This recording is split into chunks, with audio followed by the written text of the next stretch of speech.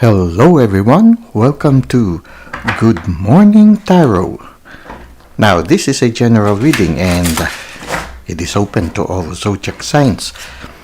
It is also timeless, so anytime you find yourself watching this video, you might have a message here for you. Now let's try to see what is the main energy for today. Okay, we have here the Moon card. Okay, the Moon shows something is in the offing. Okay, the universe is sending you a message at this time. There's a lobster coming out from the water, so you are receiving something from the universe, and whatever you are receiving, you are also receiving instructions regarding that.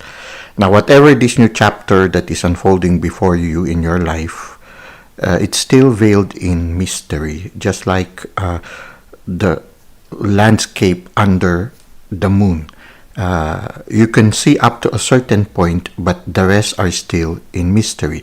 Now this makes it exciting. Actually, you remember when we are still very young and when the moon is out and the moon is full, we enjoy playing in the landscape under a full moon. Why? Because somehow we can partly see things, but the others are shrouded in mystery. The sense of mystery inspires us or impels us to move forward. So whatever this new chapter that is unfolding in you, the mystery can be a source of inspiration for you to move forward. So there might be challenges along the way, but listen to the instructions coming from the universe and all will be well. There are two towers. These two towers are like watchmen guiding our way. So don't be afraid. The universe has your back. Now, how will this further unfold? Well, you just need to be confident like a king. We have here the King of Swords. Use your intellectual capacity, but at the same time balance it with your intuition. When you look at the King of Swords, he's holding a sword on his right hand, but behind him is a veil with butterflies and moons printed on it. The veil symbolizes our intuition, or can symbolize as our intuition, and then the butterfly can symbolize that we are also going right now undergoing a process of transformation. And yes, there is a mystery that beckons us to move forward. So just balance your journey with your logical thinking and your intuition. There's also something about nature that will help you somehow navigate this new journey successfully. You see here, the King of Swords, instead of staying in a palace, has placed his throne outside, closer to nature. So it's either you go more or you go out more to nature, or you bring nature to your working environment. Now let's try to see what is the advice of the universe for us. There will be some decision making that you will have to consider. We have here the Two of Swords. Now you need to listen to your intuition. You see here, the person who's making the decision is blindfolded, so she is also using her intuitive sense to make the right decision, but at the same time she is grounded on concrete, showing that you need to also be grounded in reality. So as you use your intuition to make a decision, to make a better decision, you need also to be grounded in reality. So you need to be grounded also in facts or observable things with regards to whatever you are going to make a decision on. So again, we see here the moon behind the woman who's making a decision in the Two of Swords. So there is an element of mystery in this thing that you are considering right now, and I think you will have to make a decision, and in the making of decision you need to balance your reason and your intuition. So this is what we have for our tarot reading. Let us now go to the self-care tip. For our self-care tip, the message comes from Colin R. Davis. And the message is, the road to success and the road to failure are almost exactly the same. Okay, maybe that's the reason why in the tarot reading, we have there the Two of Swords, and the lady has difficulty making a decision because it seems that both the swords are equal.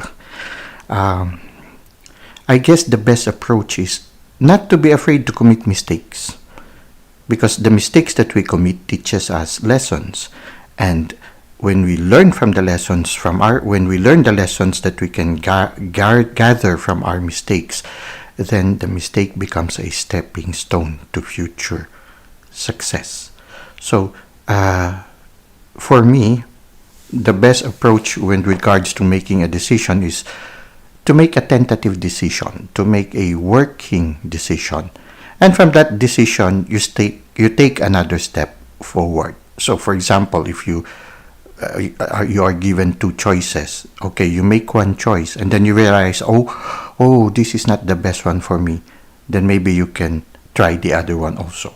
So, in a certain sense, we can never really be 100% sure. There will always be that mystery of the moon in every endeavor that we face. There will always be moments when we have to rely not only on our logical mind but also on our intuition.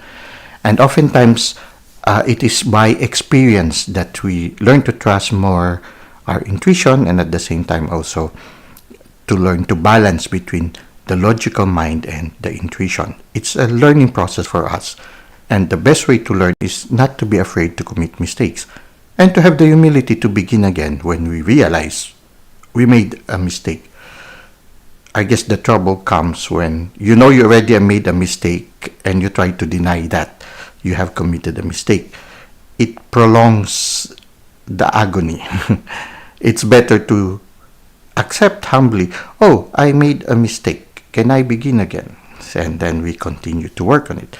Now, if, for example, sometimes we commit a mistake and we destroy something, then we should be honest enough to say, I'm sorry. And then you can always ask the universe to fix it, especially if it's a situation or an incident wherein it's beyond your control already to rectify. So sometimes you try to do your best, but if it gets even worse, then maybe it's time for you to ask help from the divine. You say, Lord, we have a problem. I am trying to solve it, but it seems to be getting worse. Can you solve it for me? Also, the humility to ask help from those who are more knowledgeable than we are. So that we have to have that humility also. When you commit something, a certain mistake, sometimes it's also prudent to consult the experts. So always have that humility to ask help, and also that humility to accept that you committed mistakes, but also that openness to say, what can I learn from this mistake? So I feel that right now, both the tarot cards and also the self-care tip speaks of making a decision, and it seems that the challenge for us is not to be afraid to commit mistakes. Sometimes the fear of mistakes prevents us from moving forward. It prevents us also from living life to the full. So don't be afraid to commit mistakes, and have the humility to accept when you commit that mistake, and also have that dynamism to begin again, to take the lessons that we have learned and to continue to move forward. If you are tired, we can also take a moment of rest. You can always say, I'm tired. Can I take a rest for a while? And then when we recovered, then it's time to move on. Well, that's it for today. I hope that our tarot reading and our self-care tip has helped you in your present life situation. Thank you for the likes and comments you've given to the channel. Thank you for subscribing. I hope to see you again soon. Until that time, may God continue to bless your ways.